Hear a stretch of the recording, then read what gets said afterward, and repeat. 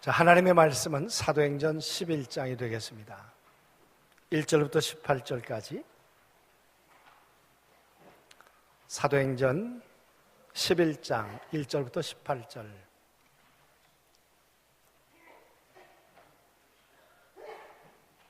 찾으셨죠? 한 절씩 교독하겠습니다.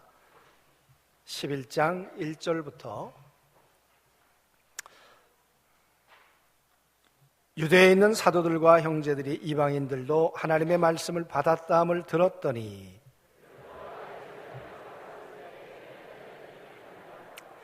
이르되 내가 무할라자의 집에 들어가 하나님과 함께 먹었다 하니 이르되 내가 요빠 시에서 기도할 때에 황홀한 중에 환상을 보니 큰 보자기 같은 그릇이 네 귀에 매여 하늘로부터 내리어 내 앞에까지 드리워지거늘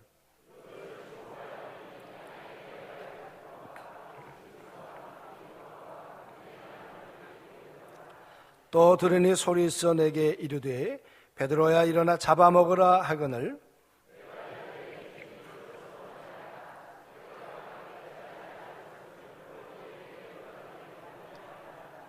또 하늘로부터 두 번째 소리 있어 내게 이르되 하나님이 깨끗하게 하신 것을 내가 속되다고 하지 말라 하더라.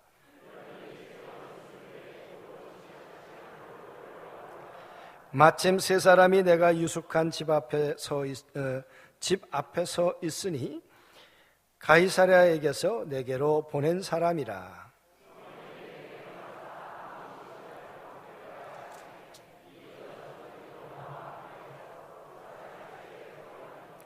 그가 우리에게 말하기를 천사가 내 집에 서서 말하되 내가 사람을 요빠에 보내어 베드로라 하는 시몬을 청하라.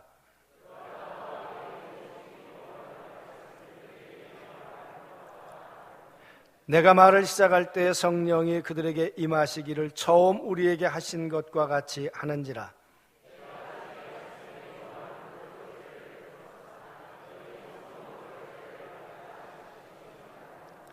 그런즉 하나님이 우리가 주 예수 그리스도를 믿을 때에 주신 것과 같은 선물을 그들에게도 주셨으니 내가 누구이기에 하나님을 능히 막겠느냐 하더라.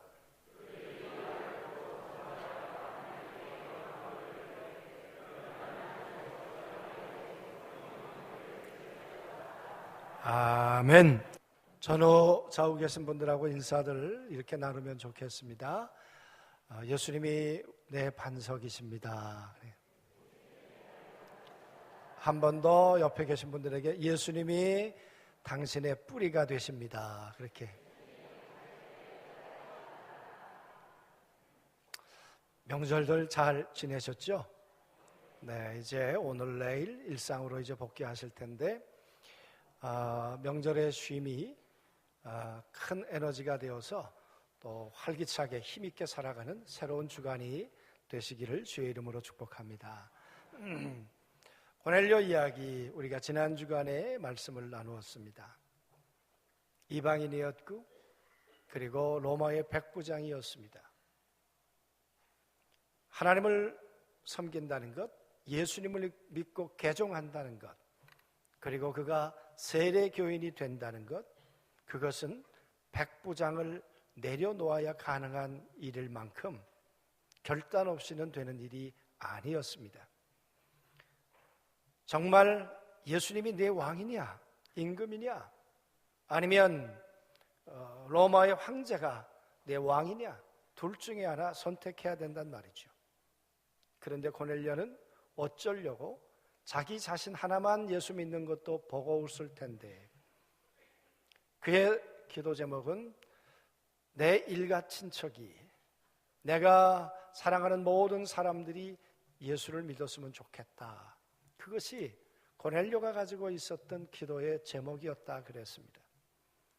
그러더니 10장이 끝날 즈음에 고넬료 집에 베드로라고 하는 그 시대에 하나님의 말씀을 가장 정확하게 전해줄 수 있는 바로 베드로가 고넬료 집에 오게 되었고요.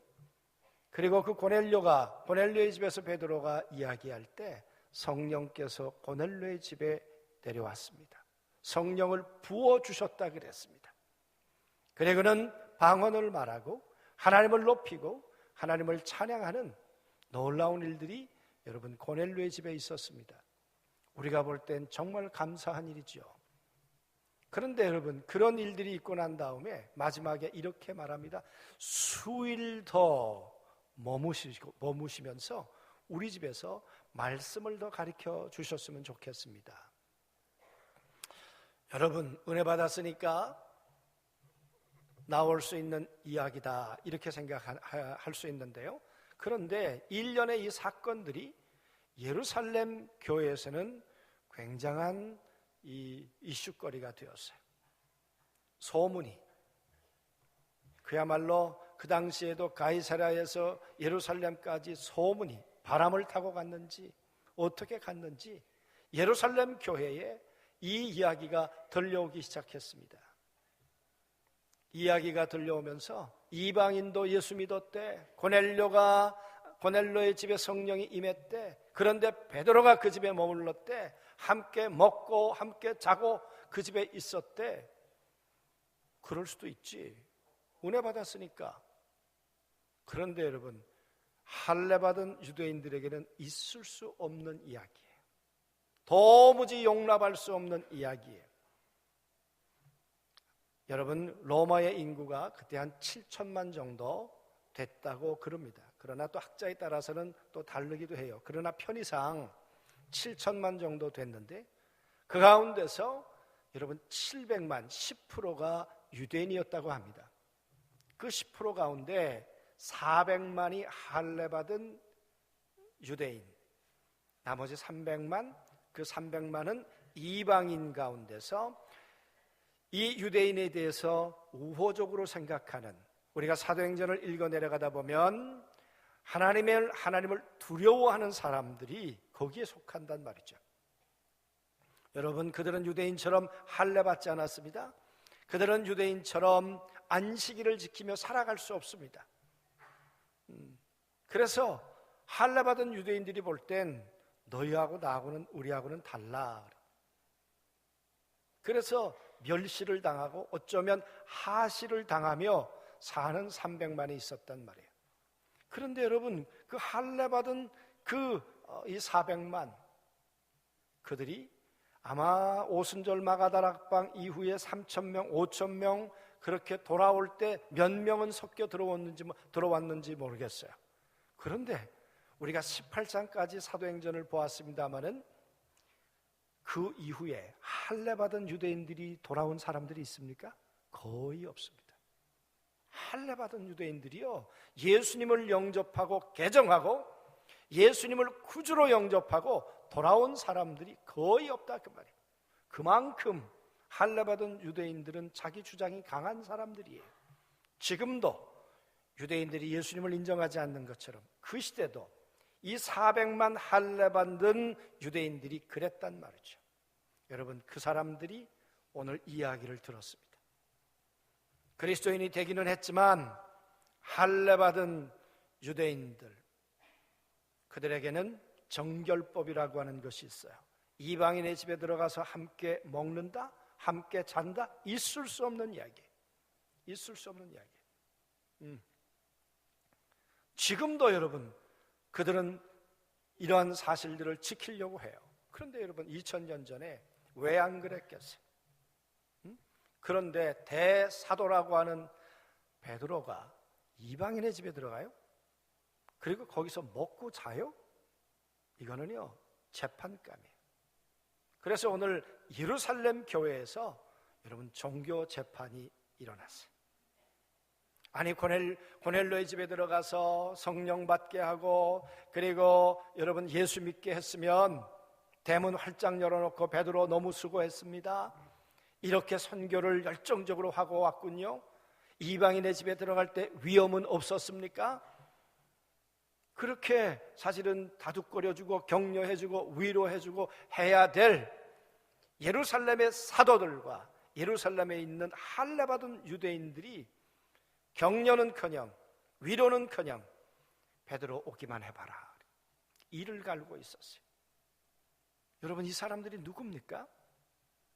예수님을 종교 재판에서 십자가에 못 박은 사람들이, 잔인한 사람들이, 이들의 뿌리가 뭐예요? 이 할례받은 유대인들의 뿌리가 뭐예요, 여러분? 응? 여러분, 우리가 신약 성경 예수님이 살아계실 때 이 갈등은 끊임없이 있었어요. 예수님은 이렇게 말씀하셨어요. 율법이 잘못되지 않았다. 그러나 율법을 잘못 해석한 너희들의 장로들의 유전이, 그것이 예수님을 십자가에 못 박아 죽였다. 여러분, 안식일 날 손을 안 닦았다는 이유 때문에, 이 음식을 먹는데 손을 안 닦았다는 이유 때문에, 안식일 날 길을 가다가 밀밭 사이에서 그 밀을 훑었다는 이유 때문에, 38년 된 병자를 안식일 날 고쳤다는 이유 때문에, 그들이 가지고 있는 전통과 그들이 가지고 있는 정결법 때문에 예수님을 끊임없이 힐난했고 끝내는 예수님을 십자가에 못 박아 죽인 이 사람들이에요. 여러분, 오늘 이 사람들이 베드로를 베르고 있는 거예요. 올라오기만 해봐라. 또 생각해 보세요. 이들이 어떤 사람들입니까? 예루살렘 교회에서 여러분, 스데반이 성령이 충만한 사람이었다 그랬어요. 사람들에게 칭찬받는 사람들이라 그랬어요. 사람이라 그랬어요. 그래서 여러분, 초대교회 일꾼으로 사람들에 의해서 인정받았어요. 그러면 박수 칠 일 아닌가요? 그런데 여러분, 이들이 어떻게 했습니까? 이들이 돈을 주고 매수했다 그랬어요. 사도행전 6장 12절 말씀에 11절 12절 쭉 말씀을 보면 돈을 주고 매수했어요. 그리고 그들을 충동해서, 그들을 선동해서 스데반을 돌로 쳐 죽인 사람들이 이 사람들이에요. 그러니까 여러분, 분노에 가득 찬 사람들, 이 사람이 오늘 베드로를 베르고 있는가요? 그들의 뿌리는 뭐예요? 그들의 뿌리는 하나님의 말씀이 있는 것 같지만 말씀을 잘못 해석한 전통이 그의 뿌리예요. 그의 뿌리가 뭐예요? 그들의 뿌리는 감정이에요. 분노예요. 그래서 여러분, 오늘 베드로를 대면하고 있는 거예요. 오늘 말씀을 보세요.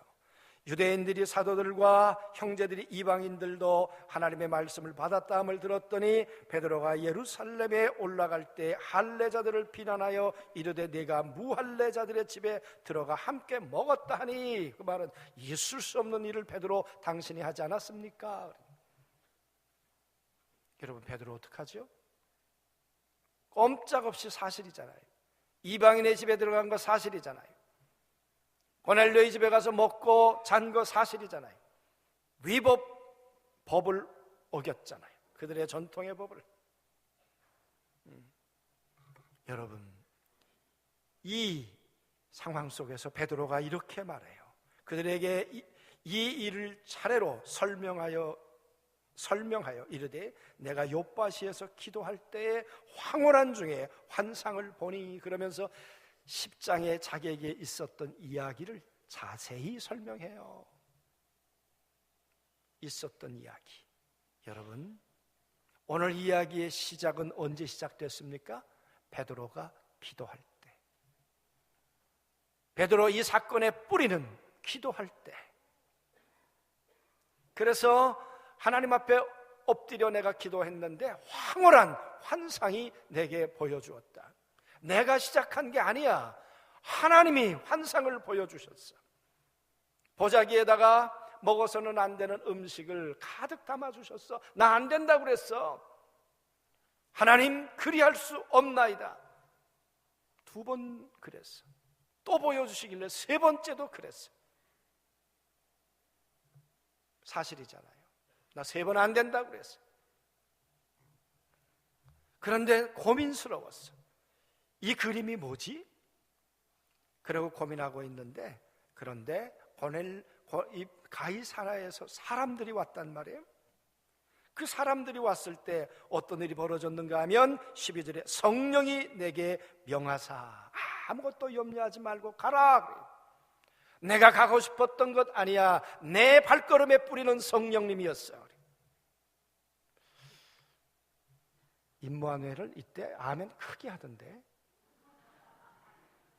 갈릴리는 오기 전에 뭐 회의했습니까? 절대 아멘 하지 말라고.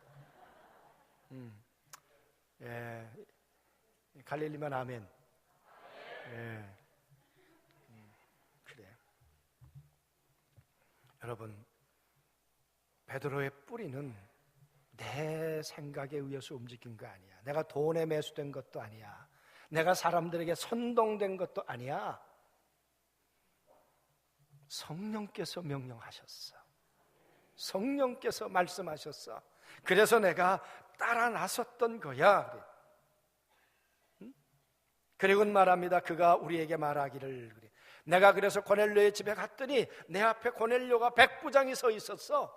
그리고 그가 말하기를, 내가 당신을 청한 이유가 내 백부장의 계급장 때문에 당신을 우리 집에 청한 게 아닙니다. 내 권력을 가지고 당신에게 갑질한 것도 아닙니다. 내가 당신을 청한 이유는 천사가 내게 말씀해 주셨습니다. 그래서 여러분, 고넬료와 이 베드로의 만남의 뿌리는 사람의 것이 섞이지 않았어요. 그 속엔 성령님이 계셨고, 환상이, 하나님께서 보여주신 환상이 있었고, 그리고 고넬료에게는 천사가 직접 말씀해 주셨어요. 그리고 말하기를, 베드로를 청하라 그랬는데 당신이 오늘 오신 것입니다. 나는 베드로 당신으로부터 구원에 대한 말씀을 내가 듣고 싶습니다. 나뿐만 아니라 내 아내도, 내 사랑하는 내 가족들도 당신이 전해주는 구원의 말씀을 듣기를 원합니다. 그때 여러분, 내가 말을 시작했다 그랬어요. 근데 놀라운 일이 벌어졌어요. 성령이 그들에게 임하기를 처음 우리에게 하신 것과 같이 하는지라. 처음이 언제예요? 오순절 마가다락방에 성령이 임해서 우리가 감동되었고 감격했던 것과 똑같은 성령이 고넬료의 집에, 이방인의 집에 나타났다는 거예요. 하늘이 열리고 하나님의 성령께서 부어주심이 고넬료의 집에 임했다는 거예요. 이야기예요. 내가 한 것 아니에요.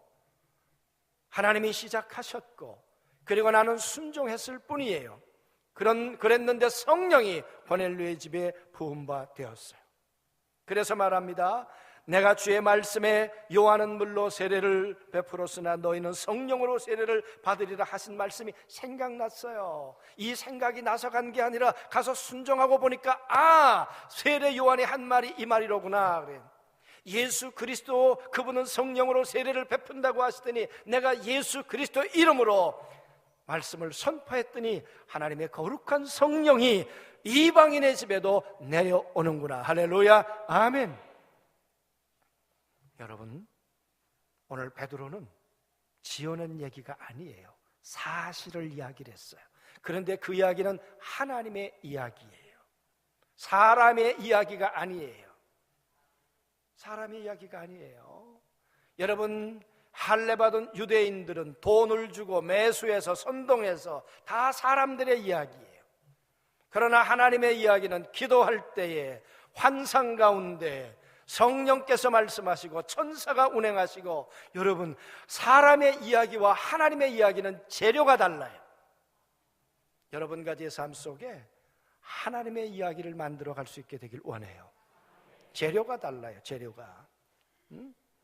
그랬더니 여러분, 결과가 달라요. 그런즉 하나님이 우리가 주 예수 그리스도를 믿을 때 주신 것과 같은 선물을 그들에게도 주셨으니 내가 누구이기에 하나님을 능히 맡겠느냐. 아니, 하나님의 성령께서 똑같은 성령을 주셨는데 그게 인간이 준 거냐? 인간이 줄 수 있는 거냐? 아니잖아요. 하나님이 하시지 않았느냐. 그런데 하나님이 하신 일을 인간인 내가 어떻게 막을 수 있겠느냐. 그래서 이방인에게도 성령 세례를 주었, 이방인에게도 세례를 주었고, 그리고 그 집에 머물렀어.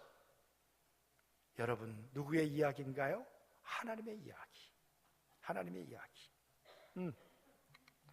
여러분, 사람의 이야기는 참 많은 걸 잃어버릴 수 있어요. 저는 이야기를 들으면서 사람의 이야기, 여러분, 할례받은 유대인들에게 전통은 남을 수 있었겠죠. 전통은 고수할 수 있었겠죠. 그러나 성령께서 하시는 새로운 일은 놓쳐버리는 거예요. 그들이 인간의 계획은 붙들었을런지 모르지만 땅끝까지 이르러 이방인에게도 복음이 전해져야 한다고 하는 하나님의 계획은 놓쳐버릴 수 있었다, 그 말이에요. 여러분, 할례 받은 유대인들 돈 주고 사서 선동해서 그렇게 사람들을 얻었을런지 모르지만 하나님은 잃어버리는 거예요. 하나님의 복음은 잃어버리는 거예요. 사람의 이야기, 그 이야기 속엔 성령의 역사를 잃어버리고 천사의 개입을 잃어버리고 그리고 하나님의 계획도 잃어버리고 하나님의 열매도 잃어버리는 거예요. 여러분, 누구의 이야기를 따라 사시겠어요? 누구의 이야기? 오늘 베드로는 성령의 말씀을 따라, 하나님의 말씀을 따라, 환상을 따라 살면서 사람의 이야기가 아니라 하나님의 이야기를 만들어냈어요. 사랑하는 성도 여러분, 하나님의 이야기는 하나님도 좋고 베드로도 좋고 그리고 다 좋아요. 열매가 좋아요. 그게 뭐냐 그러면 18절이에요. 그들이 이 말을 듣고 잠잠하여, 여러분, 굶주린 사자 같은 사람들이에요. 스데반을 돌로 쳐 죽인 사람들이에요. 우리가 바울이 1차 전도 여행을 할 때 루스드라까지 와서 140km를 돌 들고 달려와서 사람들을 선동해가지고 바울을 돌로 쳐 죽인 사람들이 할례 받은 유대인들이, 어떻게 이들이 잠잠해요? 하나님의 이야기 앞에서. 저는 그래서 예루살렘 교회는 가능성이 있다고 생각해요. 하나님의 이야기 앞에서 잠잠하고 하나님 앞에 영광을 돌려요. 아, 하나님이 하신 일이구나. 그러면 하나님께서 이방인에게도 생명 얻는 회개를 주셨구나. 하나님의 이야기를 듣고 무릎 꿇을 줄 알았던 예루살렘 교회. 베드로, 여러분, 이방인도 살렸고 예루살렘 교회도 살렸어요. 하나님의 이야기는 여러분 기도로부터 시작했어요. 그 뿌리가 기도예요. 이성규 권사님에게 나무가 죽는 것 같아서 물어봐요. 그러면 이성규 권사님이 꽃을 만드시는 분이니까 이렇게 얘기해요. 뿌리가 살았어요. 그럼 버리지 말래요. 아무리 커도 뿌리가 죽은 것은 버려야 돼요. 기도는 뿌리예요. 뿌리가 살아있으면 여러분 살 수 있어요. 뿌리가 죽으면 버림받는 것이에요. 내일부터 기도하려고 그래요. 21일 작정 기도하려고 해요. 할렐루야. 굉장히 부담스러워 하시는 것 같네요. 여러분의 뿌리가 살아있게 되기를 바랍니다. 뿌리가 살아있으면 성령께서 역사하시고요, 뿌리가 살아있으면 황홀한 환상을 보여주시고요, 성령께서 뿌리가 살아있으면, 기도의 뿌리가 살아있으면 천사가 운행하고요, 잠잠케 하시고 하나님의 열매를 이루어가는 역사가 우리들의 삶 가운데도 나타나게 될 줄로 믿습니다.